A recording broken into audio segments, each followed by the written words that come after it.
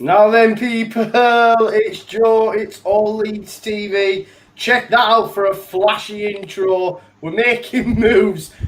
I really enjoyed it, I'm not going to lie. It's time for your fans' post-match chat. We have a full house with us tonight. Before we begin and I introduce everyone, please smash a like on the video, share, subscribe, do all that. The more likes we get, the more views we get, and this is an opportunity for you, the fans, to get involved. And these beautiful people that I see on my screen have got in touch because they want to get involved. So we've obviously got the lovely Oscar. We've got Mitchell Emerson, writer for LUFCnews.co.uk. Returning, of course, we've got Pat as well, all the way from Barbados, and some debutantes in the young Taylor and Duncan. Taylor, how are you, my man? All right? I'm brilliant, mate. How are you guys? Yeah, good, mate, good. Thanks for getting in touch. You know, this is what I'm saying. Taylor got in touch last week, wanted to get involved. Guys, if you want to get involved, please just get in touch. Duncan, debutant, how are you doing, Duncan? Yeah, very good, thank you. Good.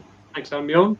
No worries, my mate. It's a pleasure, And Pat, how are you in Barbados? Is the weather nice, mate?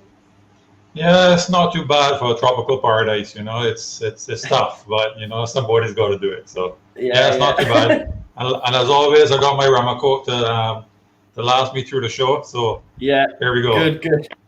Good. And Mitchell, looking very dapper today, if I do say so myself, mate. How are you getting on? Yeah, first of all, you know, for all Leeds TV, it's all got to the highest standards. I think, I feel brilliant. You know, obviously, we'll get into the game and things, but other than that, yeah, fantastic, thank you. We shall. I think, Oscar, me and you are going to have to start rocking. I love the way Mitchell says it's always high standards, and me and you are the presenters, and we've got baseball caps on. I know, right? Oscar's Mitchell stepped up to the game. I'm expecting full-on three-piece suit next time around, Oscar. What are you saying? Oh, aye. Don't worry about that. Yeah, three-piece suit next time. Do you know what as well? Sorry to dig you out, Mitchell, but I've never really made this comparison before, but I'm also bang on Locks, who does Before the Whistle Blows, has said, bloody hell, can you ask if Kevin De Bruyne can come on our channel too, please? Yeah, it's not the first time. But if look at that, it's KD. If someone to give me £1 for every time someone said that, I wouldn't be a millionaire, I'd be a billionaire. That's brilliant. I've never noticed it before. Same. I don't know. Mitchell, take your glasses off a sec. Oh, wow, it's KDB. Great, man, great. Thank you, honestly, all of you for getting involved. We're really appreciative, you know, you giving up your time and coming on the channel. It's really nice to see, so thank you very much. Before we do discuss that result yesterday, let me remind everyone that this video is sponsored by Football Prizes. This week, it actually finishes at 7:30. It finishes at 7:30, so you've got a couple of moments left, really, to get involved. You've got a Luciano Vecchio signed and framed Leeds United montage. It's only £2.95 a ticket. There are 66 tickets available, and that finishes in 25 minutes, guys, and it's only £2.95. So if you want to get involved, head on over to Football Prizes, as always. Luciano Vecchio signed and framed Leeds United montage. A lot of the Leeds United stuff goes out pretty quick. I'll just have a quick look what else you can get if Leeds United isn't your thing. I'm assuming it will be, but you can get, we've got a Dennis Bergkamp signed and framed Arsenal shirt, a Raul Jimenez signed and framed Wolves shirt. There's a Conor McGregor signed UFC glove, Paul Gascoigne signed England shirt, a Jurgen Klinsmann signed and framed Germany montage. There's plenty available, guys. Sometimes they have gift cards on there and all sorts. So check them out, Football Prizes. The link is in the description. Get involved with that. Right, let's start with yesterday's game. Then, of course, we were beaten down in that there London. I think that's over 1,170 odd days now since we last won in London. Mitchell, give me your initial thoughts on that 4-2 defeat yesterday at the Emirates. Yeah, well, look, like you say, it wasn't great. I didn't feel we started the game well enough. You know, we obviously saw the team news come out, and Phillips was obviously a doubt before the match. But then to see obviously such a confusion with the team, Shackleton at right back. I felt Arsenal, you know, anticipated on that.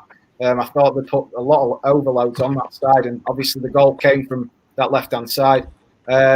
Questionable with Melia. With him saying so high standards for himself at such a young age. I think he's done fantastic this season. But I've had heart attacks this season with some of the times when he's had chances to get it clear, and he seems to just think he's got the world at his feet.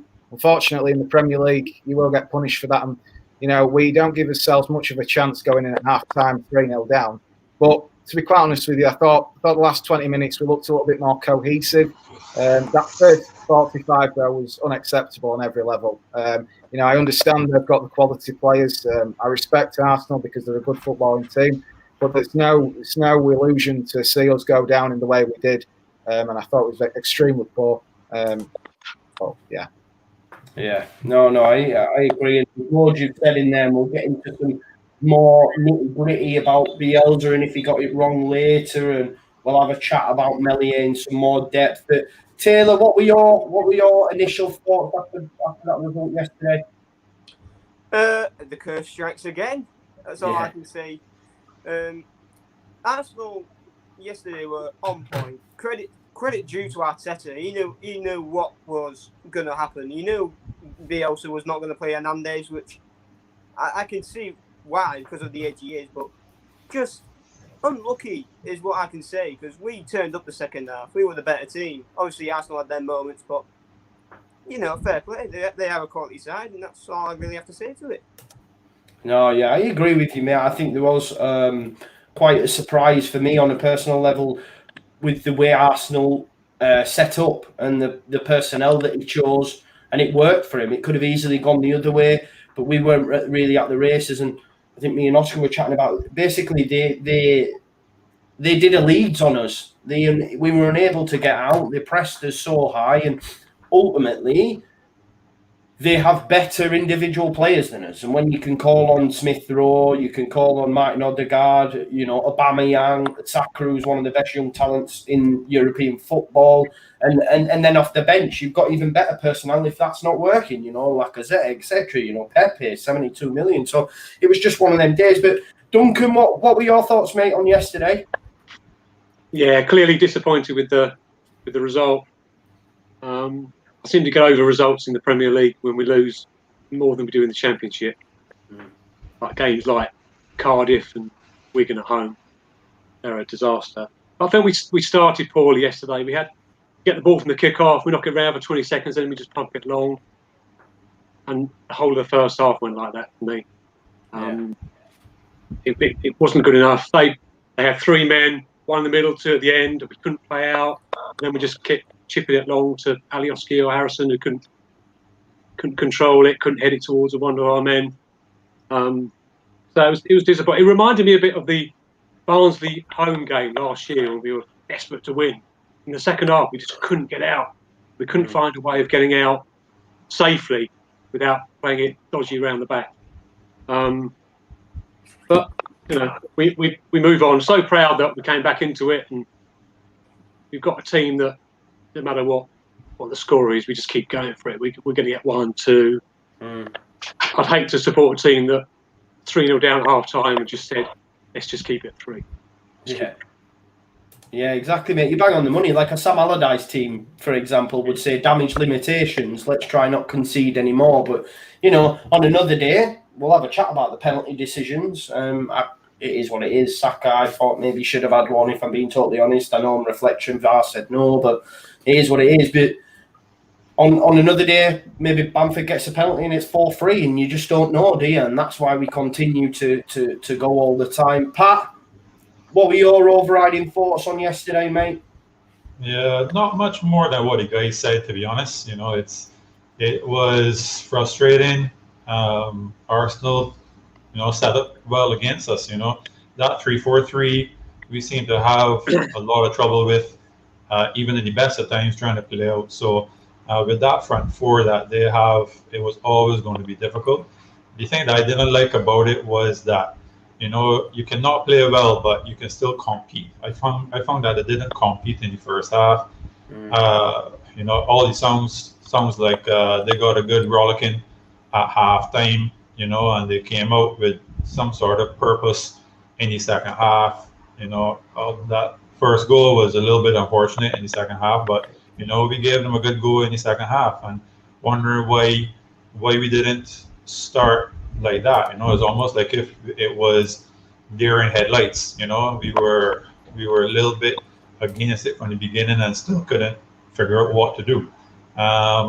You know, I think you gotta give Strike a little bit of leeway, because I mean, remember, Phillips had 2 years of practicing his talent in the championship, honing it to as good as he is today. Whereas Strike is, you know, he gets dropped in the deep end in a much better league. So, you know, I trust Bielsa in playing him there. I understand the defensive, you know, because he thinks defense from the beginning. You know, his whole mindset is defense, whereas trying to put somebody else there is not really their mindset. So I can understand them putting Strike there. It's just obviously he's now playing against, you know, superior opposition. So, you know, it's a tough call all around. But, you know, it's once we gave it a go, I mean, you can, you know, by any second half, you kind of felt, okay, we gave it a go. You know, and you got to give Melier. Melier has too much credit in the bank, not you know, not to give him a, you know, ease on that one. Man. So it wasn't bad overall. You know, I can live with it. Yeah, no, I agree, mate. Some very, very valid points there. Oscar, anything else to add that the guys, or anything you want to touch on that the guys have mentioned just there in their initial thoughts? You're muted, mama. But I can only echo what the guys are saying. You know, it's 100%. First half not good enough, nowhere near good enough. Second half much better. Game of two halves, wasn't it? Almost, you know. And the only regret is, why didn't we start the game like that? You know, I think I saw Chris in the comments before say, you know, second half we started to play the ball over the top a lot more. We made it a lot more difficult for Arsenal to press us. But, yeah, why didn't we do that first half? But it's all part of the learning process. I mean, you look at the start of the season. You know, when we played games like that, we made a real game of that yesterday, and it could have quite easily been 4-3 with 10 minutes to go had they made the right decision on the penalty. Yeah, you can also say they should have a penalty, which I thought was, to be fair, a penalty on Cooper. But look, it could have been 4-3 with 10 minutes to go, and you know what? I'd have backed us at that point. I think you saw that mental weakness to Arsenal when it went to 4-2, really. So I don't think they ever really kind of getting the next goal. So yeah, second half much more positive. Some really good bright points. I think Niall Huggins did well when he came on. I think it was showed a lot of really good character to come on for his debut at 4-0 down. Yeah. Massive character there. Playing a little bit out of position as well, to be fair, at right back. I thought he did really well. Tyler, I think, had his best game in ages. I was buzzing with how Tyler played. I thought he really got us back into the game and just caused Arsenal a lot of problems, and obviously makes the second goal too. So, yeah, I think all in all, considering went 4 down after 48 minutes, it wasn't that bad. And I look at that Wolves game and thinking we get KP back, I'm still massively confident going into that one. Yeah, no, agreed, mate. You bang on the money.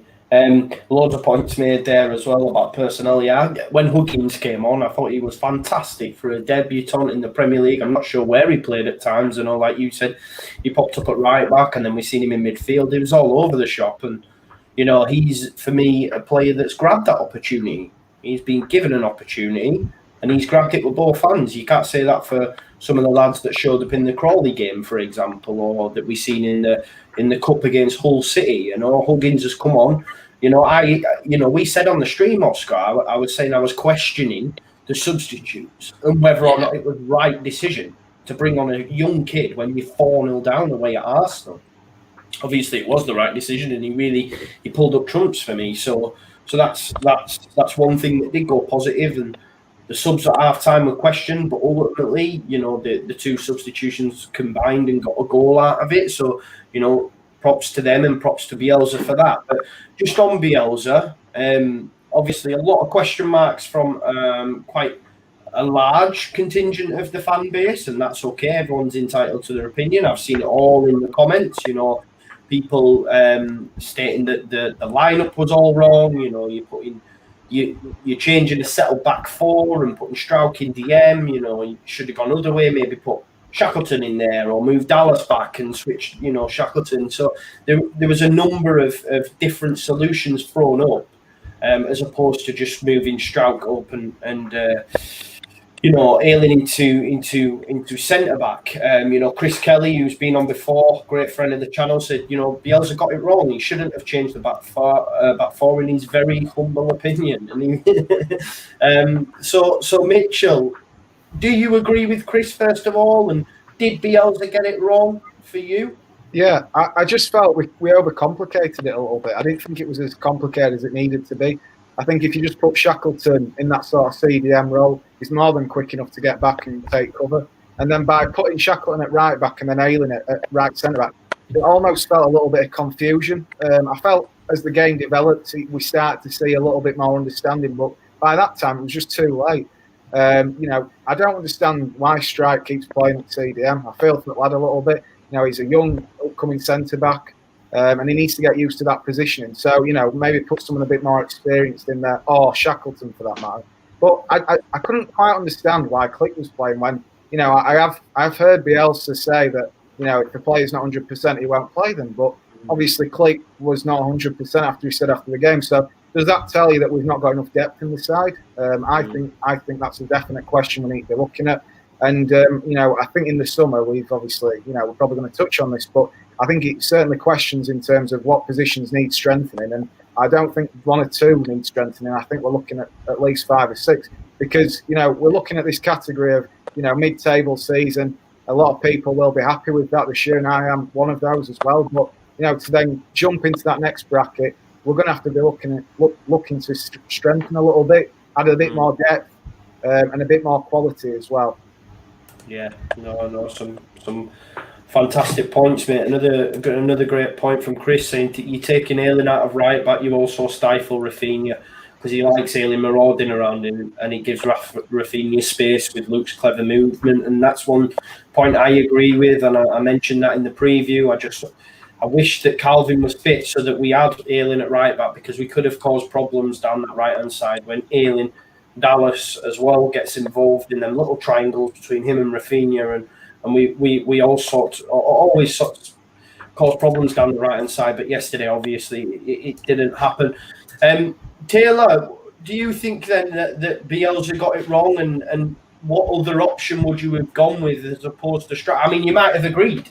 I mean, where my opinion is I think he got it right. And I know a lot of people won't agree with me, but my opinion is I don't know what else he could have done. And I know people have thrown up different options, but for me, the best CDM to cover Kalvin is Strauch. And that's just my opinion. And this is where a lot of people will disagree with me. And that's fine because football is a game of opinions. But I think that was the only way he could have gone. I know some might say Click played there against Villa, etc. But Taylor, what's your thoughts on Strauch as a CDM? Do you think Bielsa got it wrong? Yeah, I think Bielsa got it. I won't say massively wrong, but he got it wrong in certain places. Like Strauch for me is not a CDM.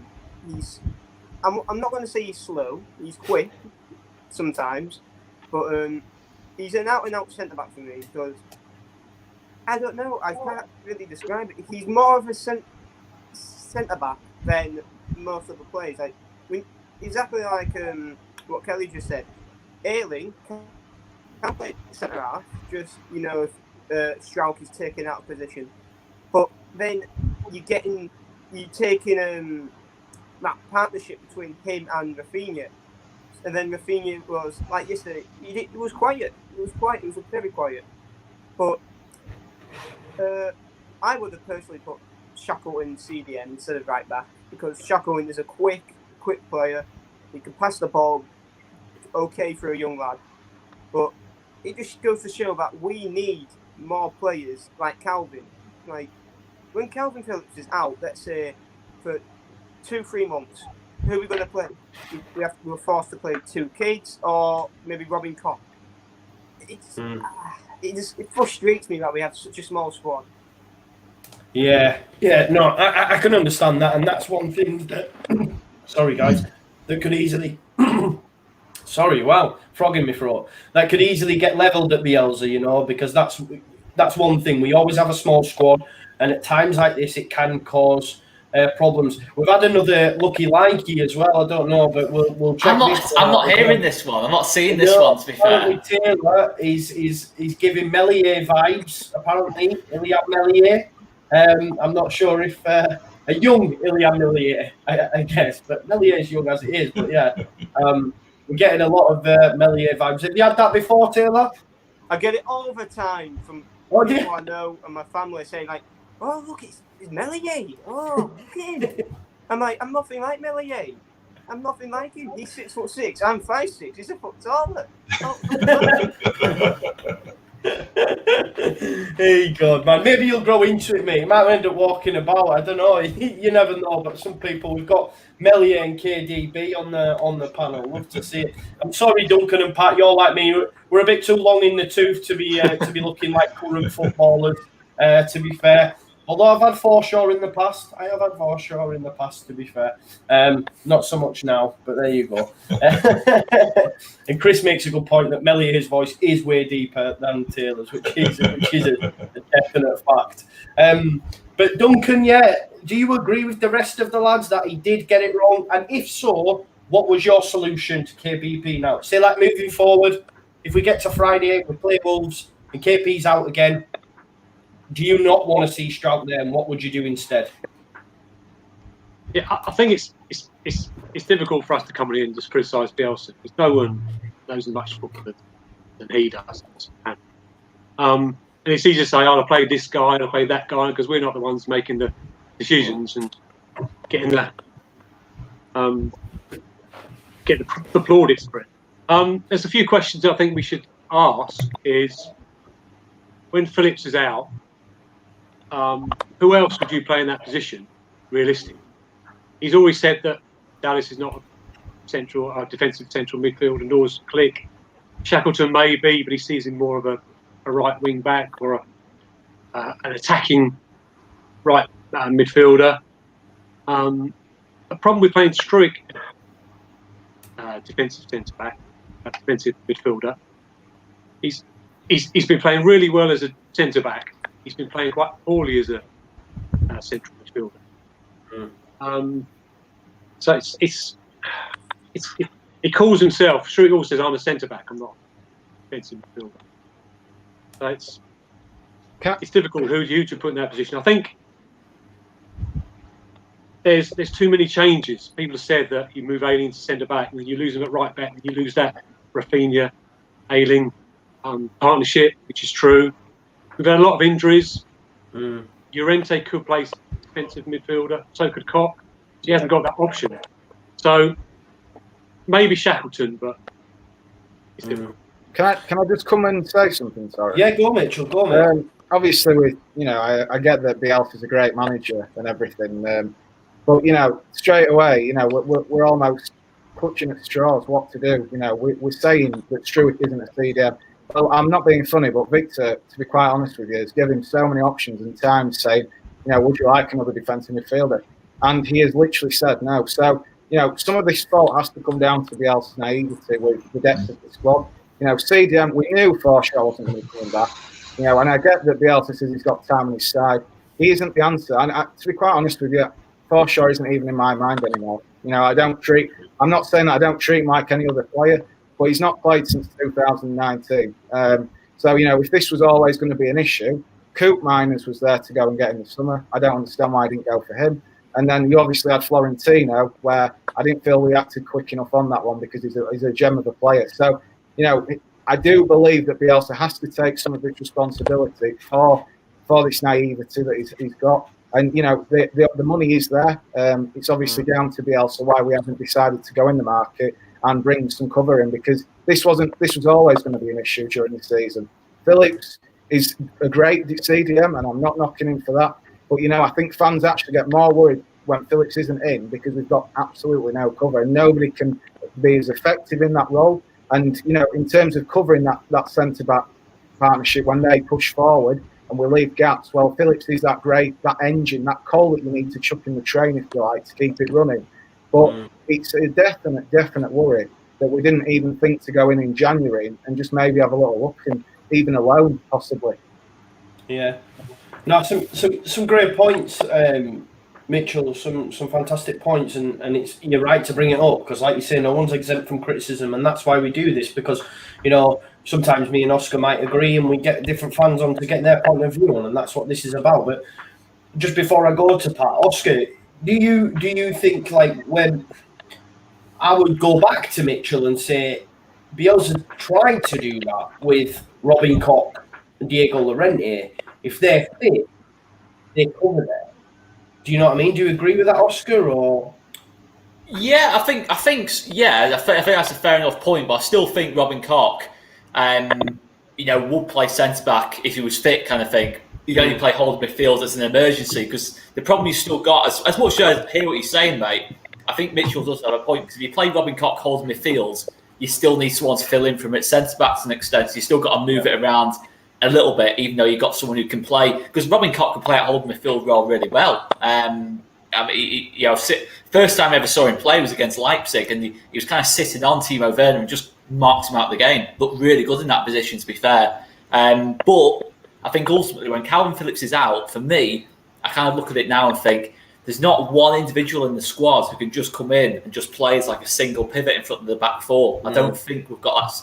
So whether it's a situation where you say, could we change shape? Could we try a 4-2-3-1? Where we've kind of got two players trying to cover and do Kalvin's role. And obviously, when we're trying to play out the back, because I even look at it in terms of when we're on the ball, Pascal Struijk, for me, has got a lot of the right things to play there. But when he's receiving the ball, he can't receive the ball on the back foot and then just turn, like Kalvin does, just so effortlessly. Every single time he gets the ball, one touch, two touch, he's halfway up the pitch kind of thing. I just don't think Struijk's got the same kind of technical qualities to do that. So I do wonder, whether you can possibly get Click playing a bit deeper, but have Dallas there as well next to him. It's kind of like that extra protection. You kind of play more of a 4-2-3-1, so to speak.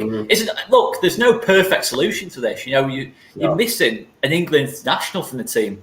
We're a newly promoted team missing an England international. We're going to, of course, miss him. And there's not really a solution where you say you're going to get the same level of influence. It's just, look, Man City, if you took Rodri out that Man City team, they would be damaged a little bit. You've seen it with Liverpool. They've had to move Henderson back, massively impacted them. So it's not just us. But I do agree. I think obviously the depth is something that I think we will look at. To be fair, I think we will look at it in the summer. Obviously, it was mentioned about Coop Miners, but I think Bielsa wants that small squad just for this first season. I think, to be fair, it's worked out okay so far. But maybe going forward, if we were to somehow, I don't think it's going to happen. But say if we did finish in European in a top 7 spot and finish and qualify for Europe, if it happened, it could still happen. We would have to definitely boost up the squad a little bit, because I don't think you could ask that squad to then play Monday, Thursday, Sunday like it would have to be. And so it's an interesting one. But I think obviously Robin Koch, just having Robin Koch missing is just a massive blow in every single sense. And when he comes back, I do think everyone will feel a lot better defensively.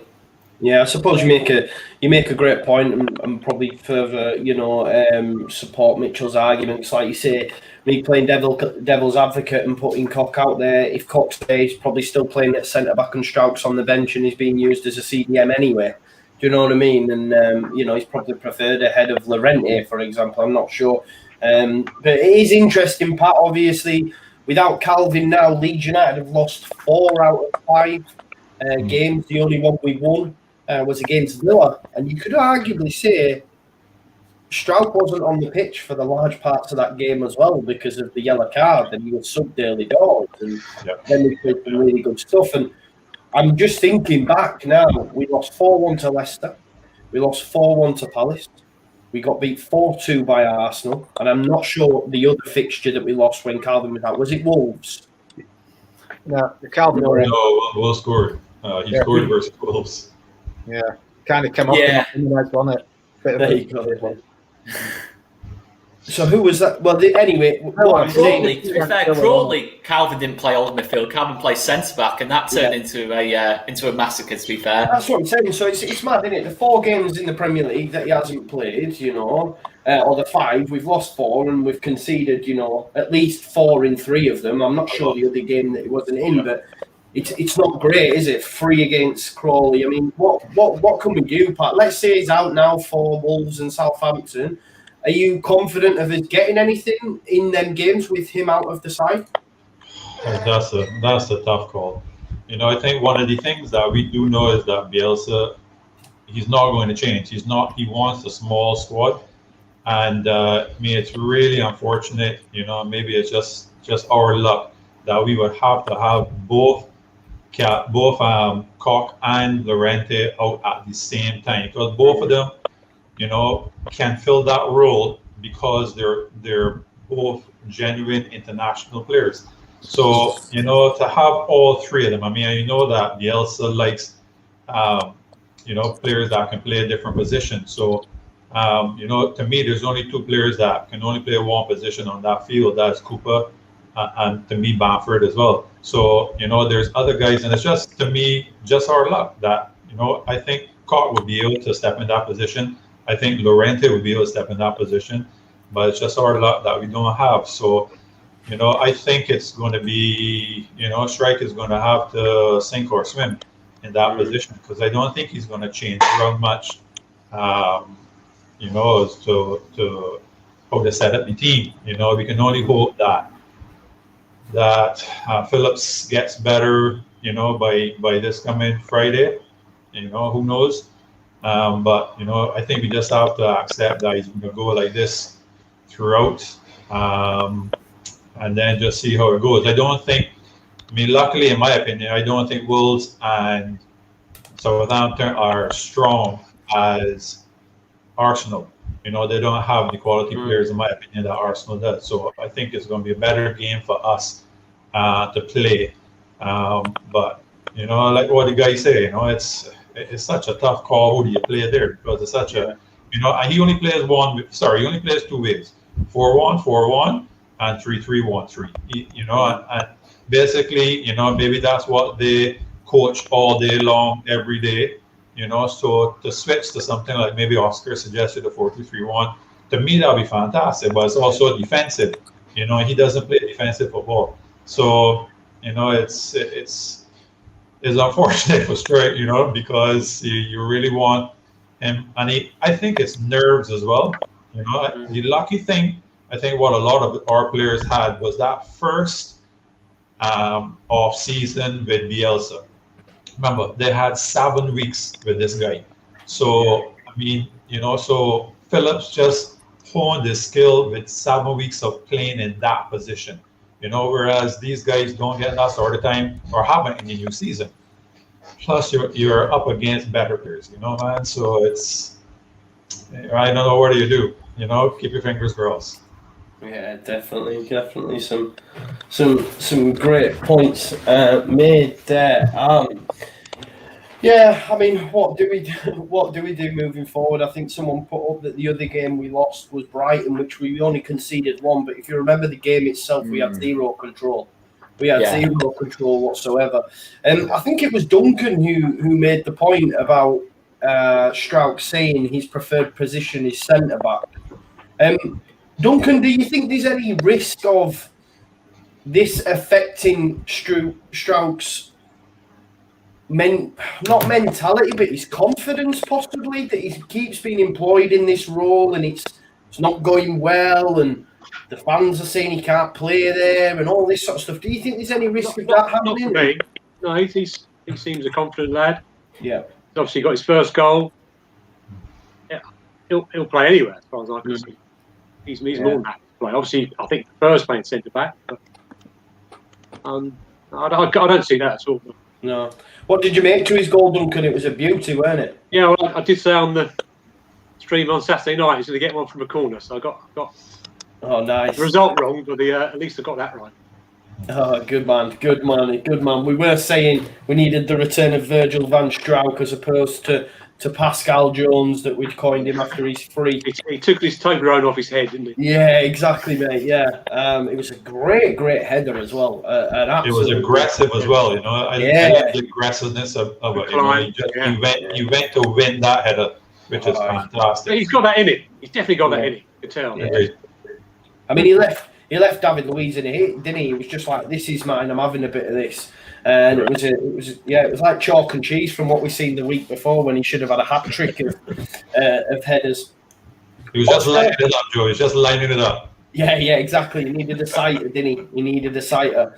Oscar, hearing what you've heard from the panel, we play Friday and KP's not in. What do you do, my man? But for me, I just don't think we can. If KP's out, I don't know who goes in, because obviously Pascal Struijk, when you concede 4 goals, for me, you kind of need to go back to that back four that played the last, that's done really well. Because since Struijk's gone to centre back, I was saying the other day that only 2 teams have conceded more goals than us in the league since Struijk came in. On set pieces, we're being better. Open play, we're defended better.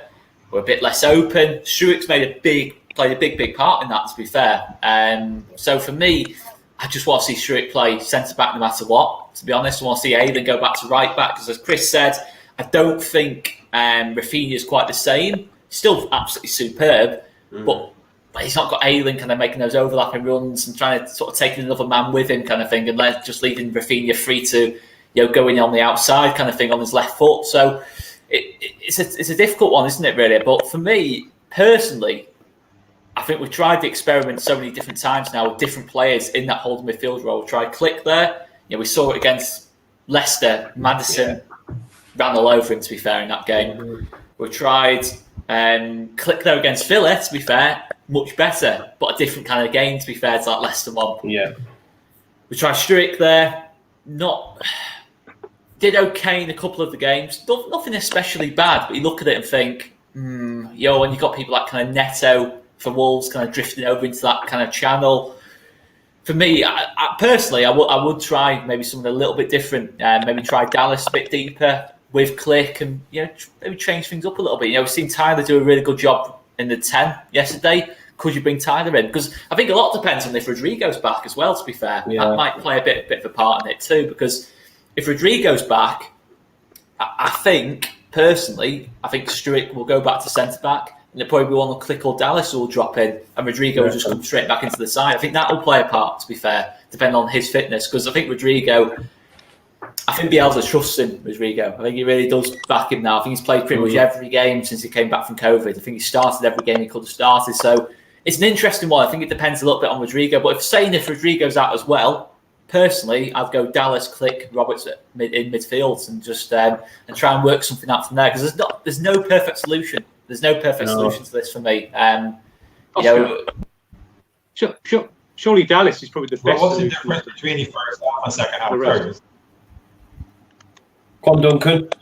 Surely Dallas is probably the best solution of all the other players we're talking about. It's square, head, round holes. But I think he could do a job there. I think he's done the job everywhere else, hasn't he, though, mate? That's the thing. I didn't think he could play centre mid, but then against Leicester, he was playing like Pirlo. He was just picking pass after pass after pass. He was getting on the ball, spraying it to the left, spraying it right. He was absolutely unreal. So for me, I would like to see Dallas play there. I think there's something about Dallas where he's got that footballing brain for me to play in any position. With left back, how quickly did he adapt from start of last season? He started at right back. Then he moved to left back, and the speed he adapted to that at, thinking, okay, I can't overlap as much because I'm right-footed. I need to come in field a little bit more. He just adapts to everything. That is what Stewie Dallas does. And I think if anyone's going to do it, Duncan, I think it will be Stewie Dallas. So I'd be 100% on board with that. I think for me, I'd love to see Stewie play there. Just one thing. When he first played in the centre midfield, I wasn't convinced at all. He didn't know where to stick or twist to go, start for. But he's learned from it, and he's brilliant against Leicester. I think he's an intelligent player. I think he's learned to play that role. You're giving him a specific role. I think we should do it. I think actually, I know I said Shackleton earlier, which I still think won't be a bad option, but I think with how Click is at the minute, he doesn't seem to be the same sort of player. His vision for the game, nobody seems to see how much he can actually see. He's very intelligent. Some of the passes that he can get off, I think more than likely he could do as good a job as anybody. I mean, I do think he can spray a good pass out wide, and I think he could cover that CDM role kind of a bit like Phillips, but obviously nowhere near as good as him. So I think possibly putting even in he just doesn't seem to be quick enough at the minute for that Cam sort of role. It feels for him like an uphill battle getting back.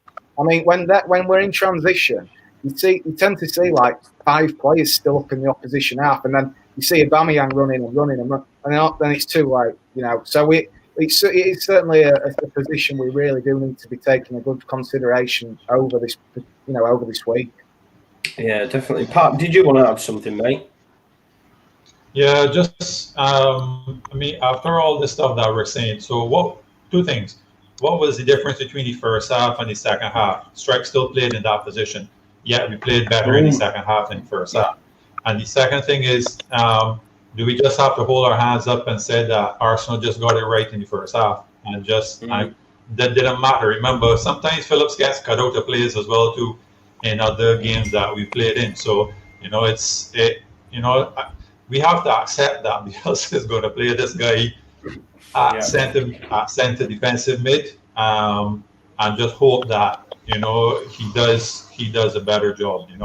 I do like the idea of Shackleton. I was really hoping Baby Shaq would get that goal when he was through in the second half last night. A little bit more composure, he would have got a goal, which would have been fantastic. But I agree. I think Shaq is a very intelligent player, not the biggest a player. Maybe physical size has a little bit to do with the CDM role, so those are just a couple of things you just throw out there to see what you guys think of that. I do. I think, Pat, that's a fantastic point. Cause I've not actually thought about that myself yet, and I've not heard it said. That Pascal played the 90 minutes and we were much better in the second half, and that's a fantastic point. And I do agree, and I've seen a few comments on the post-match stuff, maybe that me and Oski gave a little bit too much credit to Arsenal. And I don't think that's wrong of us to do so. I genuinely think what happened is Arsenal set up fantastically well, played us at our own game like Tottenham did, pressed us really, really high. We couldn't get out. Without the outball of Kalvin as well, who can pick a pass, it was left to Meslier. And as we've seen now for a couple of weeks, he's been susceptible for playing out poor balls and balls into dangerous areas. And there was even at times where the defenders were, instead of, Luke Ayling tried a few times. I think he said in his post-match, he tried to send it long a few times and it didn't work and it came straight back. But there was quite a lot of onus on Meslier to do it. The ball kept being given back to him, and maybe some of our senior players, like a Cooper, etc., might think, do you know what, I need to take command. I'm going to have to just send this long and make that decision, because it was at a time like the Meslier foul on Saka, it was going to happen eventually, do you know what I mean? Because we kept putting ourselves in that situation. Me and Oscar have mentioned it for weeks now about this chipped ball out to Alioski or to Ayling on the right, and it just putting them under pressure or going straight out of play, And Arsenal were wary of that, man. They knew what was going to happen and just capitalised on that. And the defending was shoddy, for the third especially. And Meslier on another day makes a save for the first. He was culpable for a few of them, let's be honest. But yeah, we will have to wait and see. It will be really interesting Friday night when we do the live lineup reaction, just how Bielsa, lines up against Wolves. Just on following up from Pat's point. Yeah. Watching the game, I couldn't quite see what we did a lot differently. First half and the second half. And I think Chris is going to did Arsenal get tired? Yeah. They were pressing first half, and they just couldn't do it. There's also a case of 3 stupid goals in the first half, and it was game over. Yeah. There's also a case that we make the substitutions, and within 5 minutes we're 4-0 down, and that's game one from an Arsenal perspective. And like Chris Kelly said in the comments, Arsenal stepped off. They were 4 up naturally. Yeah. Even if your manager tells you do not stop going, when you're 4-0 up, mentality-wise, no matter who your manager is, you're thinking, we don't really need to try as much as we were if it were 0-0. Yeah. So that's a good point. Oscar, did you want to add something, mate? The Phillips thing's not a new issue for us. I think even in the first 2 seasons in the Championship, you had Ben White playing in there, and I don't think Ben White did the role particularly well. He had a couple of all right games, but I thought Ben White looked a bit lost, like Stewart, to be fair, in that position. So it's not a new thing. I think even in the first season we had Forshaw played a little bit in there, Click played a little bit in there, because I think you've got to look at it going forward now and say, Kalvin, as much as we all love him, he's one of the best holding midfielders in the league for me, one of the best holding midfielders in the country. he's not. I'm not going to say he's always injured, because he's not always injured, but you're not going to get him to play every single game. So he goes crunching into tackles. He naturally he picks up the odd suspension. The way he goes into tackles as well, he's going to pick up the odd impact injury, the odd red card here and there. So we've got to have that specialist. For me personally, I actually agree with Mitchell. Whether you look at, obviously, you look at other teams, you think, Man City, they've still got Fernandinho there, as much as I was saying about Rodri.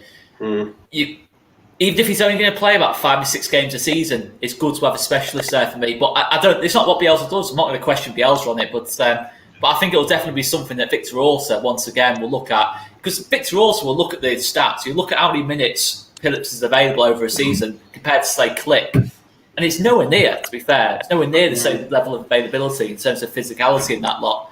So I think Mitchell will be spot on. I think pretty much every window, I'd imagine Orta will probably be saying to Bielsa, if Phillips isn't here 20% of the time, what are we going to do in that 20% of the time? But I think it is a debatable point. I think, to be quite honest with you, I don't know what people are going to say in the comments to this, but let Rangers win the league this year, and it's summer. I don't know who they're going to look at, but go and get Ryan Jack. He's absolutely immense.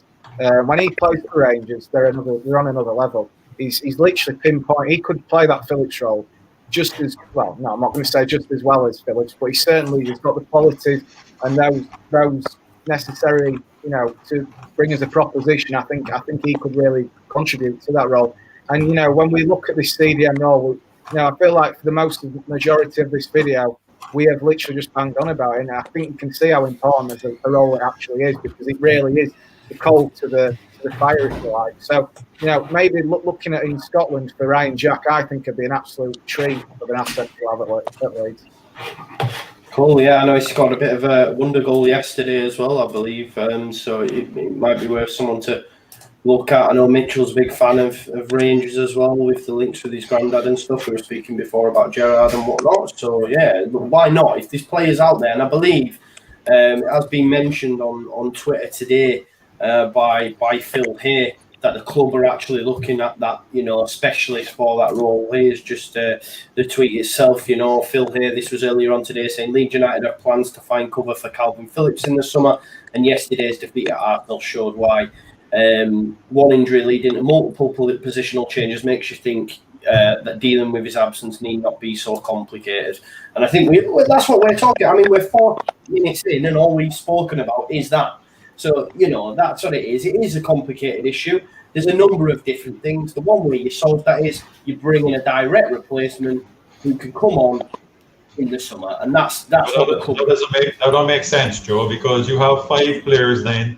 You have Llorente, Koch, Cooper, Strike, and Phillips to cover the 2 centre-backs, and he's not going to bring in anyone. I can't see it. Well, So what happens with Llorente and Koch? They're not going to just, he doesn't want people sitting on his sideline not playing. So why bring in a specialist player in that position? To me, it doesn't make sense. That's another fantastic point. Just before anyone comes in, I agree with you, Pat, as well, because Bielsa has said, and this is why when we were talking about fleshing out the squad, Bielsa has said time and time again, if players ain't going to get game time, they ain't going to be involved. They're not going to come in. And you make a fantastic point. So if we're at a full bill of health, you've got KP and CDM. You've then probably got a centre-back partnership as it stands of Koch and Cooper. You've then got Llorente and Strout to cover that. Maybe we don't have a direct cover for Kalvin. I know he said Koch can play there. I know he said Llorente can play there. Strout can play there. But he might look at that differently and say, well, if I get a direct replacement for it, rather than someone who can play 2 positions. I don't know. But we all think we need cover there. Or maybe if Koch's fit, he plays there, there's not an issue. I don't know. Thing is, on Friday night, I think it's a genuine possibility Dallas goes in and plays that position if Rodrigo's back. I think it's a genuine... we could be talking this time in 5-6 days' time thinking, what were we all worried about? Stewie Dallas just turns into the Cookstown Busquets for the 90 minutes, and then we're all everything's fine because honestly, would anyone be surprised if Dallas goes in and just puts a 10 out of 10? You missed a trick there, you know. You could have gone with the Beast and Busquets. The BB, the Beast and Busquets. The Beast and Busquets. I just think it could be a step too far, mate. And I understand Pat. I think he makes some great points in terms of, you know, when the players do come back and players are going to be on the sidelines. Well, unfortunately, they're going to have to wait the turn. They're going to have to fight for that position because I understand that Bielsa likes to have only 2 players fighting for one position, but we aren't in an opportunity to do that. And Llorente, he's made of putty. Yeah, I'm really worried. I mean, I'm sure I've seen over the stats that he's been injured X amount of times at previous clubs as well. I might be wrong, but I'm sure I've seen that. So, you know, Llorente, I feel for lad, and you know he hasn't had the best of starts with his injuries. But we can't be relying on players just to wait for them to come back. We can't have this mentality because we've had this before over the last 3 years with Bielsa in the Championship as well. We had 75 separate injuries, and all we kept saying was, "Well, when these come back." Unfortunately, it's about now and what we can do with it now. You know, honestly, it's so frustrating seeing them on the sidelines. But they're just going to have to wait a turn. You know, it's just how it is. I agree with you. You actually made a good point in relation to having a loan. I know, why didn't he use the extra loan? I mean, the loan could have been a short-term measure, you know, from between now and summer. So, but, you know, he's a stubborn guy. So, you know, he probably wants to show everybody that he can strike in this position. And, you know, it ain't gonna change. Yeah. No, I don't. Yeah. I agree. I agree. Let's move it on from that Kalvin chat. We could stay here all night. We've already done just one more. Sorry, we got specialist centre back. If you include Troy, Koch, and Llorente, they're specialist centre backs. Include Amy. We've only got one specialist here. So Mitchell's right. We definitely need cover. Yeah. Yeah, and Pat agrees with that, and I'm with Pat, but you know, yeah. Oh, I don't know if Duncan's there. Sorry, mate, you were just dripping in and out. Sorry if I cut across you. I didn't mean to. I think it was just the signal. It might be me, though. It might be me. Is my signal all good? Yeah, all good. You're good. Good. Right, so let's move it on. Are you all right for time, guys? We've already done 50 minutes and we've only touched on one subject. We'll do a bit of a conference, shall we? A 6-hour conference. Yeah, 6-hour press conference. We haven't heard from young Taylor for a while. Talk to me, you know, let's talk about the substitutions. You know, there were some positive ones in the end. I know, listen, I seen my absolute bottom when Costa came on and gave a goal away for me personally after 5 minutes. I was like, nah, that's it now. Go. You know, I said it. You know, I've had enough. But ultimately, him and Roberts combined. But I just want to focus down on Roberts, Taylor. You know, he's come on now 4 in the last 4 games, I believe, and played well in every single one. Is there a case that if Rodrigo isn't fit, as Oscar's mentioned, that we should go with Tyler? Personally, I don't think so, because Rodrigo is miles level above Roberts. What's the best word I can put here? I don't like Roberts. He's got. I get it. He's young. 21. I love that. Taylor said, "What's the best way I can put this?" And the best way to put it was, "I don't like him." I mean, there's many other words I could have chose from. No. What is it then? What is it about Tyler that you're not a fan of, Taylor? Much like my stubborn dad, who absolutely despises Roberts. I'm not going to say that. Roberts is a very young player, 21, 22. Yeah. He plays for Wales. Yeah. You know, fair enough. But for me, he is not a Premier League player. For me, he's personally like a Championship player at best. But honestly, yesterday, he surprised me. It surprised me. He has the potential. He can be a very special player for us. But personally, I would go with somebody else. Like maybe one more midfielder, like Rodrigo de Paul. I've seen him play. Well, not in real life, but I've seen him play for Udinese. He's a baller. It's the best way I can put it. He's an absolute baller. And the way he passes the ball is so majestic and gracefully. I don't think Roberts will ever do that. I mean, he has the potential to, but I don't think he can. Great points, Taylor. Great points, mate. And say what you feel, brother. Say what you feel. That's why we bring people on. We want to know what your genuine thoughts are. But listen, I've been there with you, Taylor. You know, Chris Kelly, who's always watching. He's been on before. He's not a big fan, and he thinks we're blowing smoke up his arse just because he's had a couple of good performances. But yeah, look, Taylor, if we could get Rodrigo de Paul tomorrow and make it happen. But for me, Tyler's done well in the last 4 or 5, and Oscar will agree with me 100%. And I believe there's a case for him to get some game time. Mitchell, Duncan, Pat, do you agree? I see Pat squinching his face up there. You're not a fan either? I think it all comes down to the product, like how you said about Poveda. You know, lovely step overs, you know, look good, but no end product. I think the most end product he's had so far has been yesterday. Other than that, when he's come on, I don't think he's really done anything. He's brought a little bit more energy. But, you know, what did he do when he came on in previous games? You know, he hasn't really done much. You know, so, you know, I think the thing that I think all of us say all the time is, oh, he's a young kid, you know, but he's been around long enough that he has to step up. And I just found he hasn't really stepped up. Yesterday, you have to be impressed with him, though. He really came on with a bit of a vengeance and showed something yesterday. But, you know, to me, his initial play is 4 or 5 step overs and then lose the ball. You know, I like pass and move triangles. You know, move the ball. You know, I just found that in his previous games coming on, he never really had an end product similar to Poveda. You know, but he had a better game yesterday. Let me say that. Yeah, definitely. Oscar, come on, massive Tyler fan. Bang that drum. Obviously, we've had Taylor and Pat say, yeah, look, he's a young lad playing for Wales, and I agree with that. He has been inconsistent, but you're a massive Tyler fan. I was ready for him to go out on loan. However, I think he deserves a run, personally, for me, just based on his substitution appearances. Where's your head at, mate? I love him. I honestly do. Genuinely do. I think the big thing I like about Roberts is his mentality. You know, he knew after Crawley. I think we all thought after Crawley, when he wasn't in the squad, he's going on loan here. Tyler Roberts, he's going on loan here. And Bielsa said something in the press conference. It kind of sounded like he's not too big on Roberts.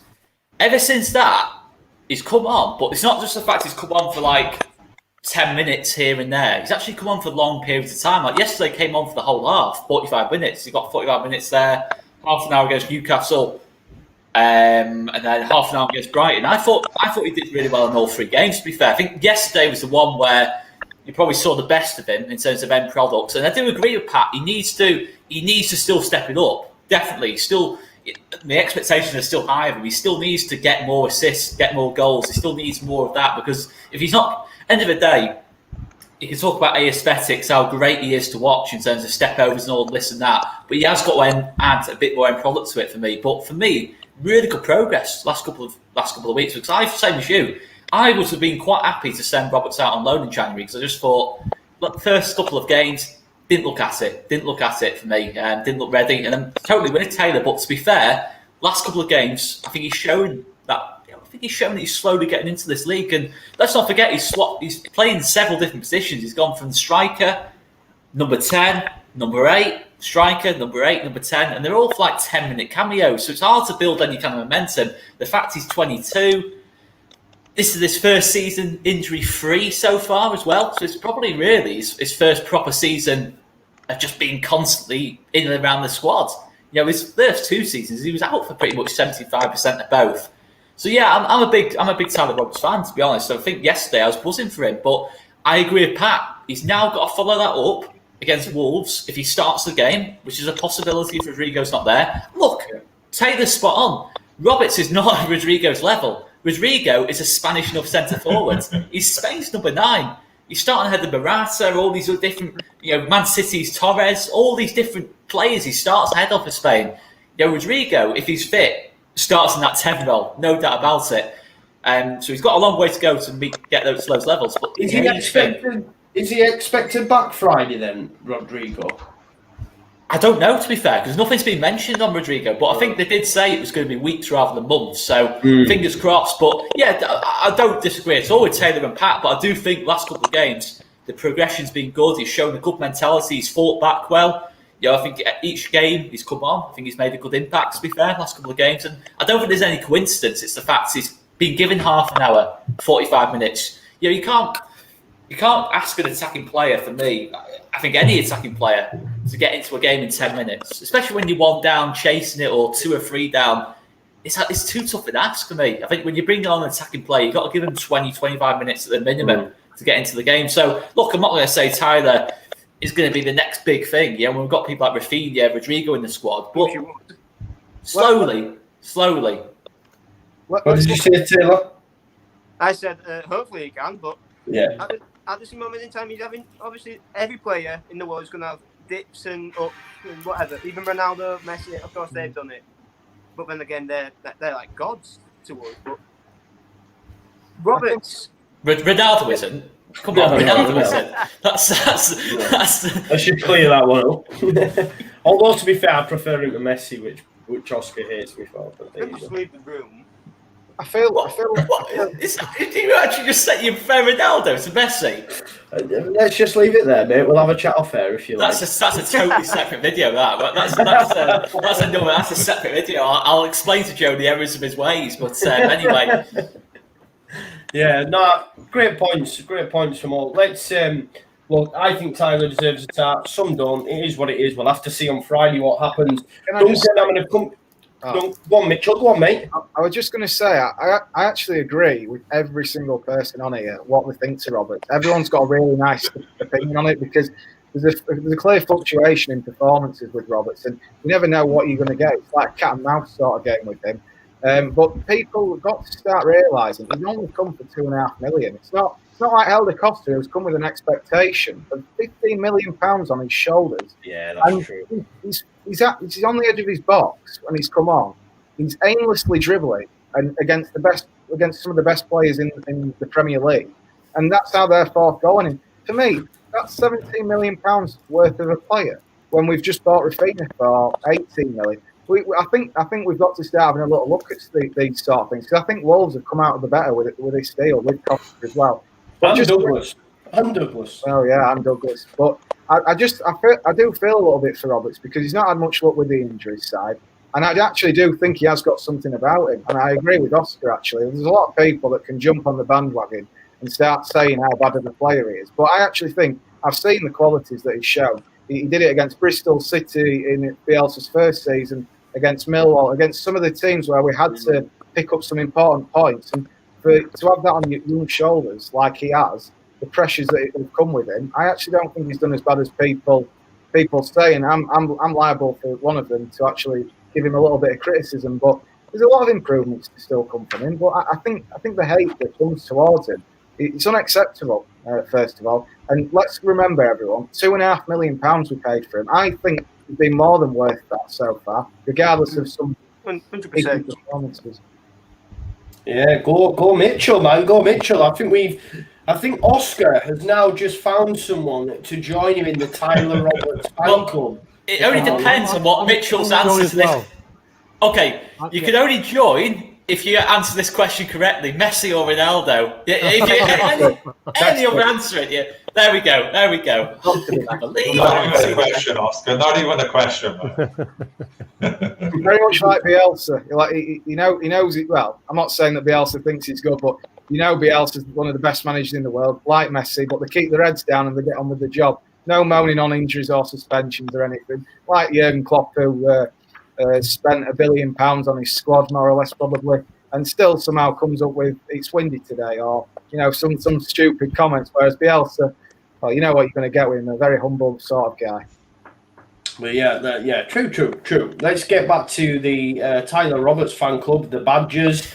Oscar, you get a badge and a little picture sent in the post, so I expect one on route, Mitchell. To be honest, Oscar has banged this drum ever since we started All Leeds TV, and we used to have little debates about it back then, to be fair. So you know, he can't get them all right though, because he did love Barry Douglas for a short. Yeah, I did. I got that. I got Rafinha right. Give me credit on that. I did say Rafinha will light up the league. I did say that. I'll take that with me forever now. How's that? That forever. So anything I get wrong now, that's a big up, by the way. A couple of points to the Roberts debate. Do it, Duncan. Do it. I'm not ready to give him just yet. Yeah. A few months ago, I agree, could have gone out on loan. It looked like he'd won a competition. And to get the prize, he had to do 10 step overs every time he got the ball. Especially in the 23s, it was just full of tricks. But recently, I'm just wondering whether he's been told, you buckle your ideas up or you're out. Yeah, you're on loan. I think you were close to exiting. Exactly that. We don't know. He was very close to exiting because he suddenly changed. He's got a lot of energy. He's done well. But do I think he should start? No. He needs to carry on what he's doing, and his time will come. Yeah. No, agreed. There is a few players within the squad that Oscar has a real affinity for. And one is his football. I've not mentioned Leif Davis. I think I mentioned Leif Davis about like 2 times as he interviewed him, and then everyone's jumping on me whenever I mention him. I think there's a big subplot. If you know, to me, to Huggins coming on yesterday before Leif Davis and before Pablo. So I watched a lot of Leif Davis, and to me, now Huggins has more technical ability. He has more about him. To me, Leif Davis is all pace. You know, that's his modus operandi. But the key thing to me was not bringing on Pablo, and I actually wonder if that started that whole little poem or whatever he said afterwards. Because I mean, you're talking about a young player who has never played before coming on in that sort of game before Pablo. So, you know, that to me was a very interesting subplot of yesterday, to me. Yeah. Just on that Pablo situation, I watched a video earlier on that was put on Twitter by Juanmi Giemi, the Argentinian guys who does the subtitles. I probably just murdered his name if I'm on. Right. Juanmi, I'm not sure. Juan. Yeah. You all know what I'm talking about. I wish I would have saved the video because I was going to show it as well. But basically, it's been subtitled and it's Bielsa talking about players that react when being substituted. And he goes into some detail about it, and he speaks about how they're showing a disrespect to the fans that are watching. They're also showing a disrespect to the player that's replacing them, as though they're saying to that player, you are not good enough to replace me. If that then player says, no, that's not what I mean, I'm just annoyed that I'm being substituted, he says you're then showing disrespect to your teammates on the pitch because you're assuming that one of them should be substituted ahead of you. You are also then showing disrespect to your manager and all this. And I think, like, normally we would just see it as, he wants to win, etc. But the way Bielsa sees it is a totally different category. And it's so sad. But I don't think we're going to see him. I just can't see it. Like Pat makes a fantastic point there. You know, he wasn't called. You know, Costa. I know Costa, and I know a lot of people. Well, Chris loves Costa. Or backed him, should I say? Because but my opinion is, based on the performances we've seen in Costa, he shouldn't be anywhere near that substitute appearance. And I know now he's scored. He did okay actually on reflection. Within 5 minutes, I'd already seen enough to say, why isn't Pablo on this pitch? And just watching that video and hearing Bielsa talk so in depth on just how he sees just one person showing a bit of petulance, just how many facets he sees to it. It was quite eye-opening and really thought, wow, this really is the end for Pablo, which is a sorry state of affairs, if I'm being totally honest, because he's an absolute legend, do you know what I mean? And it's going to end in a pretty rubbish way, if we're being totally honest. But you'll never ever forget the memories that man has given us. Let's be honest. We will always remember that and take them to the grave, as it were. But like Robbie says, yeah, he's seen that as well. It's all about the collective, and it was really interesting. If you haven't seen it, guys, I'll retweet it on my Twitter. I think I already have. But it was quite interesting just how many different things he would affect. And when you hear him speaking, you're like, actually, you've got a point. Do you know what I mean? So yeah, but let's move it on. We don't know what's going to end, how the Pablo story is going to end, but it's not looking great. Let's talk about Ilya Meslier. I want to touch on him just before we end, really. Ilya Meslier, who's actually come and joined us tonight. What were you doing on that second goal? What were you doing? Yeah. But who wants to take? Because for me, this is where my head's at with Meslier. I've even seen people call for Kiko again, which I think is absolutely batshit crazy. It's the worst take that any Leeds fan can make for me, to think that Kiko is the answer to any mistakes Meslier makes. I said that Sunday night was probably the best night's sleep Kiko has had since he probably came back into the team, because he must have went to sleep smiling on Sunday night. Yeah, probably, mate, you're right. But I think, for me, Meslier has saved us far too many times this season for him to be told to be dropped. I've seen people say we need cover, etc., which is fair enough, or direct replacement. I've seen people tag me on Twitter because I've championed him. Whenever I go on different podcasts or whatever and someone says Meslier is too young, he's not good enough, I don't agree. And I think he's a great keeper, and I genuinely feel he will end up being France's number one. That's just my standpoint on it. I might be massively wrong. Who knows? He could fall off a cliff, but I think he's that good. Does anyone disagree? What's your thoughts on Meslier, guys? I personally just want to say, I don't know who has come out with these statements about Kiko coming back in. I honestly can't understand it for the life of me. He has one bad performance. Look at the game against Sheffield United away.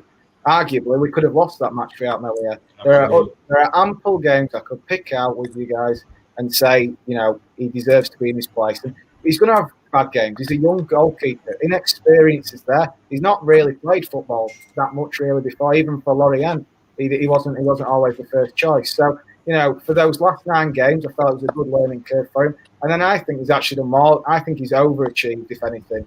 But I think, get Kiko out of the club. He should have gone in the summer. For some reason, Bielsa likes him. I don't know really what he brings to the club. Obviously, after that separate incident that went on, he breached his contract. He should have been sacked. That's as simple as it should have been for me. But for me, bringing an experienced goalkeeper like Ben Foster, going game, he's not going to. I mean, he can leave his cam with Watford that he does with YouTube. I won't want him to bring competition that. for us, that Mitchell. Don't Foster, mate. He can come on All Leeds TV. You know what? We'll get Ben Foster on All Leeds TV, and he can do all that side of things if you guys have him. But I just think, in terms of what he's done in the game, I think he's one of the best goalkeepers in the country. And maybe people are watching this and laughing, but I can honestly put forward how many saves he made for West Brom, for Watford. I think he's been a tremendous keeper over the years. And what a great backup or a first choice keeper he could be for another 1 or 2. It'd be a bit like having Rob Green again, sort of thing, another part to Rob. But I think in terms of learning off anybody, he's not going to be learning off someone that's played 25 times for Real Madrid in 4 years. He's going to be learning off an absolute, even an ex-England international goalkeeper who has been in the game for some time, and not just being in the game, he's been everywhere. He's brave, he's commanding, and I think he's a great player to look at, and a good model for Meslier to really, to come off. Yeah. Cracking shout. So really, that's a brilliant. I mean, for me, second choice keeper. I don't necessarily want. I think Ben Foster. I don't think he's an 8 out of 10, but he's just a solid backup. If he had to come in, he's going to do a job for you. He's going to do a job. He's nice and vocal, good leader, good role model for someone like Meslier. I'm just looking at someone like Meslier and thinking, his role model is at the minute in that club is Kiko Garcia. In terms of, it's not great, is it? I mean, I'm not saying he made those mistakes because he's watching Kiko Garcia and he's modelling his game on. I'm not saying anything like that. I'm just saying in terms of in general. Let's just do it though. Let's just blame Kiko. Fuck it. Yeah, let's just blame it. We could have been in the Premier League a lot earlier if it wasn't for that Derby County game. Yeah, true. But if you're a goalkeeper, a young goalkeeper, you want to look around that dressing room or look at your second choice goalkeeper is, and you say, I want to have a career just like him. You know, if you know what I mean. It's just, you know, like Paul. If we're going back ages ago, Paul Robinson at Leeds. You know, when he was looking around the dressing room, Nigel Martin. I'm not saying we're going to bring someone in of that quality, but you know what I mean. You want someone who the keeper can look up to and feel like Meslier. I'm not saying he's turned arrogant, not he's gone arrogant or anything like that, but he knows how safe his place is. He knows how safe his place is because of how bad Casilla is. It's not a good place to be for me, you know, for Meslier or the club, really, you know, when you've not got that competition. And but yeah, let's just blame Kiko. Kiko is to blame for yesterday. And how long is Casilla's contract? When is he? When it was a 4-year deal, wasn't it? So I think he's got another year yet. I mean, just think, guys, if we get just even 2 players, now get Forshaw off the list and Kiko Casilla, you're already looking at one top quality Premier League edition. Just them 2 alone. Now, I'm not saying Forshaw's had bad performances, but he's earning a living. And what is it? You know, I can't blame him for the injuries that he's picked up, but it's scandalous. It really is. So we need to be maybe looking at some sort of agreement and getting him off the bill. I think if you get Kiko off, who's on about, you know, I think they had big bonuses as well for getting up to the Premier League. Oh, they will have, yeah. He's on the bench on 35 grand a week. It's absolutely outrageous. So, you know, I wouldn't be complaining at that. If Bielsa wants to ring me up, and I'll sit on the bench for that. So, you know, it's just scandalous. Mate, you know, if you've got even 5% of what KDB's got in his locker, I'll let you sit on bench for 35 grand a week. Make it happen. No comment. Yeah. Guys, we've got like 90 odd likes. There's over 180 people watching. Please get us to 100 likes before we end this stream. Duncan, Meslier, thoughts, mate? All good? Yeah, just a few thoughts. He's got mitigating circumstances. He's young. He's you know, he needs he's got enough credits in the bank, I think, for this season to allow a few mistakes. But there's a couple of things. He needs to learn from those mistakes. And one thing that I didn't see yesterday that I may have missed, but I think it should have happened if it didn't, is when he made the mistake for the penalty, Cooper's got to get around him and just tap him on the head, say, look, forget it, mate, we move on. I didn't see that, and that may have happened, I didn't see it, but he looked like his head had gone first half, and then he let a third one in. He didn't. Yeah. I think you needed a little bit more support at that time, but I think it's going to be great, and yeah, I think Kiko's gone in the summer. I think you're right. We need a experienced number 2 to maybe come in if he has to play, but some for the dressing room. See, you know, when we say experience, I don't want to interrupt too much, but what does everyone think to the word experience? We don't just mean like, you know, just bringing in a random 35-year-old and saying he's been in the game for X amount of years. I mean, someone who's actually been there, played at the top level, and, you know, a real gem of a player to come in. I don't just want to see a randomer coming in who's been a bit like Pico, really not done a right lot in the game, to be quite honest with you, overall at the top level. I'd love to see, you know, just a bit of an experienced player. And words could, you know, you could put the word experience in the centre of a diagram and have things coming off it. I just wouldn't want to see it, just a randomer coming in.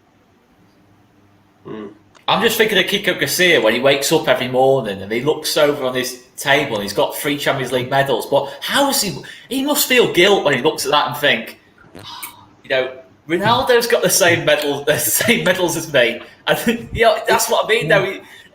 He's a fraud, isn't he? He's a complete fraud, isn't he? To be honest, Garcia. I think what it takes too, that we got to realize is Nell Huggins came on yesterday to debut in the Premier League, aged 20 years old. Meslier is 20 years old. That shows you the difference. And apparently he's the youngest goalkeeper in the top 5 European leagues. You know, we got to give this guy huge kudos for what he's been doing. And I think, like Joe said, this guy is aimed for the top, man, you know. Mistakes will be part of his game. You know, unfortunately, you know, you can't hide as a keeper. You make a mistake and bang, it's a goal. You know, you can miss tons of goals as a forward and get more chances. So he's not bad. In relation to backup, I'll go back to Bielsa. As principled as Bielsa is, I think I go against all you guys. I don't think he's going to move Casilla. He's too much of a principled guy that thinks, that he's been wronged or whatever, and which is unfortunate because I do agree. I think we need a stronger backup keeper in the event that something does happen to Melia. I think what, Pat. I think you're probably bang on. I think let's be honest, guys, and Mitchell made a good point. I think a lot of us as Leeds fans would have said, get rid, go. Yeah, because what happened, not even just performance-wise, I think a lot of us would have said, look, move him on for the amount we're paying him week in, week out, and the performances we've got when he's played, it's not worth it. Move him on. But also you add into the fact what happened as well and what he got suspended for. We're all like, well, get gone. But the fact that Bielsa has still got him here and continues to defend him whenever the question's broached, I don't see him moving him on either. The only way Kiko goes is if Kiko wants to go back to Spain for me. And an offer's on the table. And let's be honest, he's at the twilight end of his career. He's earning good money. Anywhere he moves next, he's not going to be anywhere close to what he's earning now. This is probably his last bigger contract. Let's be honest, if he moves, Oscar, I mean, you know more about me than Spanish football, but where does he go if he goes back home? He's not going to get the same amount of money, is he? I just can't see it. I mean, so, third division? Honestly, there's no one in La Liga in the top division of Spain who's going to look at Kiko Casilla and think, yeah, that's who I want in my club. That's what I'm saying. So you're talking lower divisions, you're talking a big wage drop. And like Chris Kelly said, he's got like 18 months still left on a deal. If you're his family, are you saying, let's just go back home? Yeah, but if I go back home, I'm going to be on 10 grand a week as opposed to 35. It's a big thing. And we have to factor all these things into it, to be fair.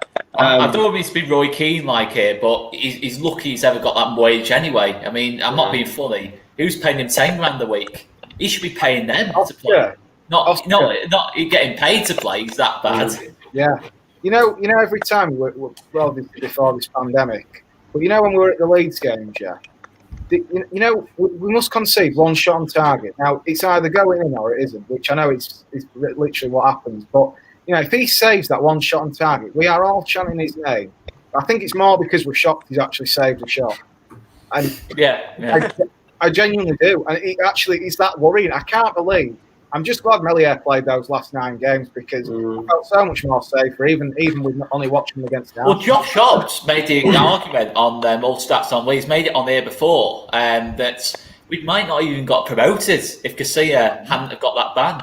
We might not have got promoted. If he'd have played those last 9 games, you think certain games where, say that Swansea game, that Barnsley game, where it was a little bit 50-50 where Melier had to make a couple of saves to keep us in it. You don't know. It could have gone another way. All that. I think as well on the Kiko situation. I remember that save he made against the kid from Rotherham, and it was an absolute worldie. And I think Ajayi. I forgot the lad's name. I think it was Ajayi, wasn't it? No, from I think it might have been Vault. Showing me. Yeah. I know which save you're on about. I think was it not Will Vault before he moved to Cardiff? I'm not sure, but anyway, it was an absolute worldie of a strike, and he made that save. And I think we were such banging the drum of Kiko. Chris has said, "Remember the exciting when we signed him," because BPF was absolutely woeful prior to him coming in as well. I mean, BPF used to jump out of the way of fucking shots. I'll never forget that one against. Jay Adams. Jay Adams did one. Yeah, the Jay Adams, that was the first one. Me and you, Oscar, I think had been on what was it? We'd been on some football programme before, and I stood there and said, I cannot see us getting beat at Elm Road ever again. He does that. I made that claim. I was like, we will not get beat at home this season because we were flying. And then 7 games in, I think we played Birmingham. We've been unbeaten, and then Yeah, he jumped out of the way, both Che Adams shots. But I remember the Charlie Mulgrew free kick where Roof had to score 2 late goals. You forget these moments because you win, you know. But that I could not. But there you go. Kiko came in and he was better. But then he was just, he ended up costing us everything. I think he was just craving off the fact, you know, people were bigging him up so much. You know, he saw in the documentary, Stuart Dallas was like, wow, just signed a Real Madrid player. Now they didn't know that he was going to turn out this. But I actually think that he was confident from all that. And then out of the Waterloo period, he comes in. I thought against Norwich he was speculative. And I remember seeing Sean's face, part of, you know, I think it might have been on documentary, you know.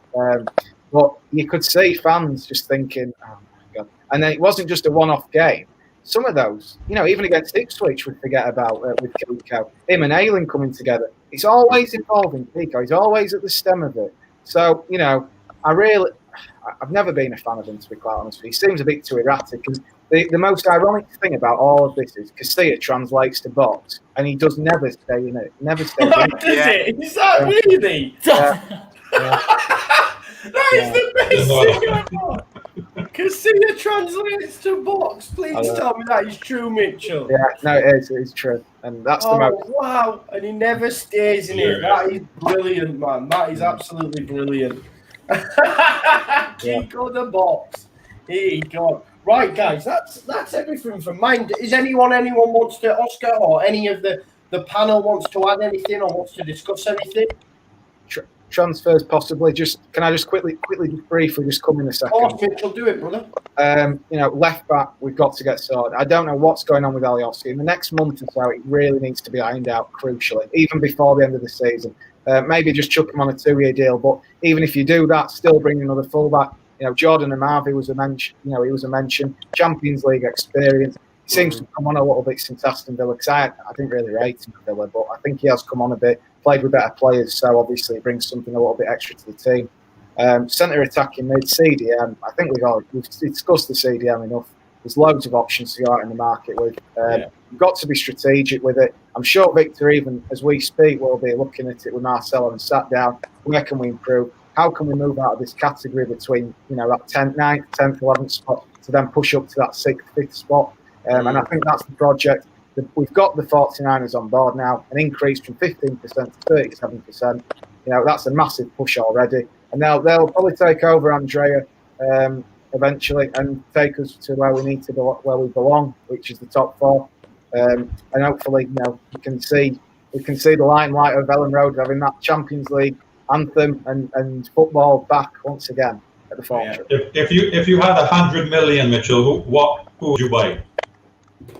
Well, obviously, 100 million doesn't get you a right lot these days, I'm afraid to say, because we did that in the summer. Not saying that we didn't get a lot for what we got. We got Rafina, but we're not going to get those sort of gems every time. Now, 100 million, you know, you're looking at a left back possibly.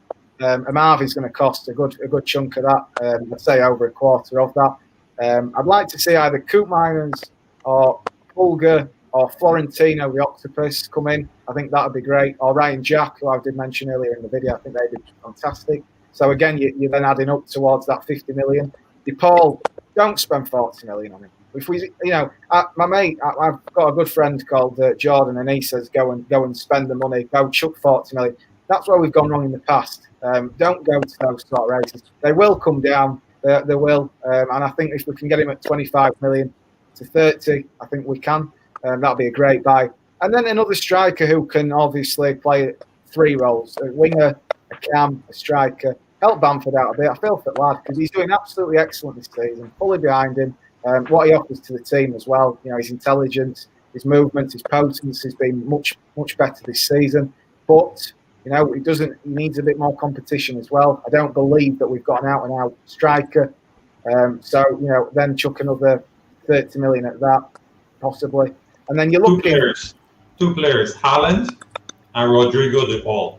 Well, yeah, I mean, 100 million with Haaland, to be quite honest with you. I think... those are two I go for. Yeah, and obviously Ben Foster, I can't see it being much. I think it'd be pretty much a compensation fee for Foster. So let's get him in. Let's get these boys ready. Let's get Go big or go home, man. In response to your question, Pat, Mitchell wants a brand new 11 by the Saturday. 5 to 6 players. 5 to 6 players. Yeah, no, It's when you went from Haaland to Ben Foster, like in one sentence. These are the standards, Oscar. These, I think Haaland does come to the Premier League, but I think he rocks up at City personally, which just takes them on to that next level and probably never gets caught. It's not Chelsea or Scotland. Yeah, but I don't think he would go to Chelsea. I'm at peace with that. His dad's played for City. Yeah, I see City being the move. But I think a left back. I think we're already linked. I forget his name. Someone will be able to mention it in the chat. But Gerrard, that's it. We're already pretty way down the line with that. And I think personally, I think we do get Rodrigo de Paul. I think that's going to be the one, and that'd be amazing. And then we'll see what else is available. But we definitely need a left back. I think that's the first thing for me. Get a new left back in, and then we might see players exit as well. But yeah, it's going to be interesting. It'll be a good summer. It's going to be a good summer, and hopefully we'll bring in players that take us to that next level. Duncan, anything to add, mate? Well, the players we need. Yeah, we need a left back, Phillips replacement, a Click, help for Click, and some competition for Bamford. Yeah. And if Kiko goes, a goalie. Yeah, definitely. And Taylor, anything before we leave, mate? Nothing really. Everything's been said. Other than get Casilla out of my club. As well as Roberts, Taylor. Yeah. No, Roberts can stay.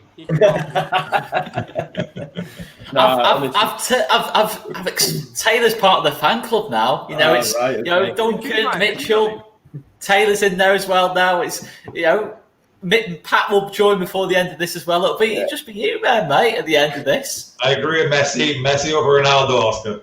There we go. There's just one thing as well. I've noticed in the comments, Nicholas Griffin, Vieira should be coming home. You know what? That is such a great little shout. That I don't think we should have ever got rid of him. I don't. Well, I don't think Bielsa. Well, we had to, did he? We just needed the money. Yeah. To get Bamford, wasn't it? The 7 mil for Bamford. Fair enough. Bielsa didn't want to let him go, did he? Yeah, no, he didn't, and that would be either him or Click. Yeah, it was either him or Click we were going to get rid of. Suppose you win some, you lose some. Yeah, it is what it is. Listen, Click. Yeah, it is what it is. Ronnie would have been great though, wouldn't he? Ronnie would have been great. But there you go. Right, some amazing comments, some amazing guests. It's been a great show tonight. Great debut from Taylor. I've seen your dad pop his head round the door at one point as well.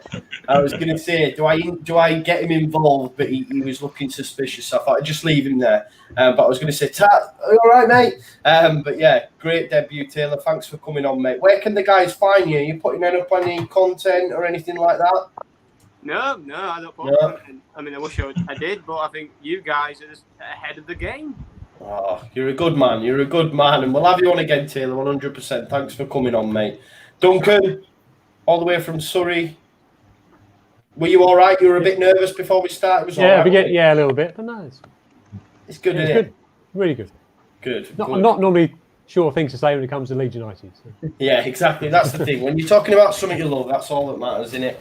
And we all love Leeds. And the lovely Pat, thank you again, mate, all the way from Barbados. We will have you back, as always, my man. And Mitchell, tell these people that are watching this stream what you're doing on LUFCnews.co.uk. Yeah, so obviously the match reports as normal are going on there. Match reviews. We've got all the content. There's merchandise on there. Way out of my reach. It's nothing to do with me, that sort of side. But like I say, the match reports, we've got over nearly a next landmark of the 30k followers and nearly 20,000 likes. So, if I can ask everyone to go to LUFCnews.co.uk, give us a like, give us a follow. It'd be more than appreciated. And also, hopefully, we can enjoy a bit of writing, match highlights. There's player ratings on there. Give us a comment. See, if you don't agree with something. I mean, I gave Melier a 4, which is the lowest rating I've given anyone. If you don't agree with that, why? Come and tell us. Put in the comments. Great, man. That's class. And thanks for having me. Hey. Thank you for having me as well. No, it's a pleasure, Mitchell. You're You're great at what you do, mate. You speak really well. I've read some of the transfer stuff on there as well, so make sure you go over and check. Mitchell Emerson, writer for LUFCnews.co.uk. Apologies, my bad. And before we do say bye, for everyone that is watching, guys, we have an exciting new project that starts tomorrow night at 8 p.m. They've changed the name, haven't they, Oscar? So I can't say the name. They've not given me the new name. I don't know. I know what it was, but I know it was. changed So it. basically, guys, we've got an all-girls show starting tomorrow night. There's going to be 4 girls: the lovely Tash, Vicky, Lucy, and Rhiannon, who you've seen on here before. So it's going to be an all-girls show starting. That'll be every Tuesday at 8 o'clock. So they were calling it the non-cocks, but I don't know if I think it's a great name. But I don't know if that's what they've gone for in the end. But guys, yeah, ladies' night is Tuesday night, so make sure you join them. Show them the support. You know, I think it's great that they're going to do that. We want to, give everyone the opportunity. That's why we bring guests on, and it's only right that female fans of all Leeds TV and LUFC get a voice as well. So starting tomorrow night at 8 o'clock, I'll be watching. I'll be in the comments. So make sure you get involved and watch and support Tash, support Vic, support Rhiannon, and support Lucy. And that's going to be kicking off tomorrow at 8 o'clock. We're really excited for it, aren't we, Oscar? Yeah, no, I can't wait. We've been wanting to do this for a while, so just buzzing that the 3 have agreed to come on. That massively helps us out in terms of agreeing to come on. And hopefully it goes. I see no reason why not. It's going to be absolutely brilliant. So get on it, guys. Get on it.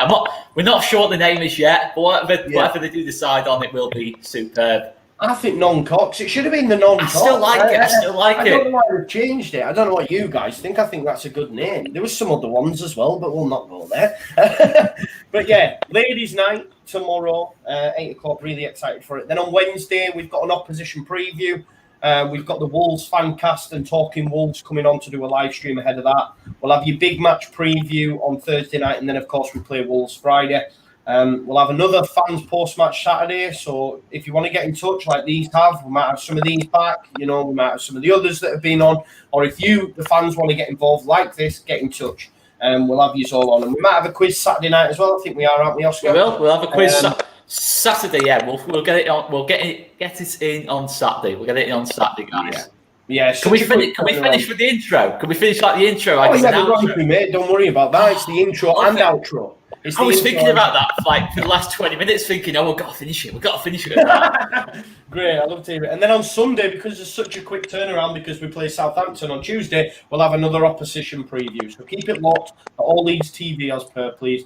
Please subscribe to the channel. Make sure you check out LUFCnews.co.uk. And if you do follow any of these on Facebook or Instagram, then make sure you hit up Pat, Duncan and Taylor and get involved in that Leeds United chat. But again, guests, thanks for coming on. Oscar, thank you for being here as always, my man. We get a night off tomorrow night. Yeah, we do. But we've got something else interesting in the pipeline, though. We do, yeah. Something that might be on another channel. Yeah. If you've seen the Chase Leeds United edition, watch this space, because there might be another episode of another well-known. That was excellent. That was funny as hell, Joe. Yeah, that was good. Credit to one of my favourite YouTubers, LUFC Lewis. He's watching as well. He's watching. I love it. It was. He's great at what he does, and we've got another show lined up that we're taking part in tomorrow. So keep your eyes peeled on Mr. LUFC Lewis's YouTube channel.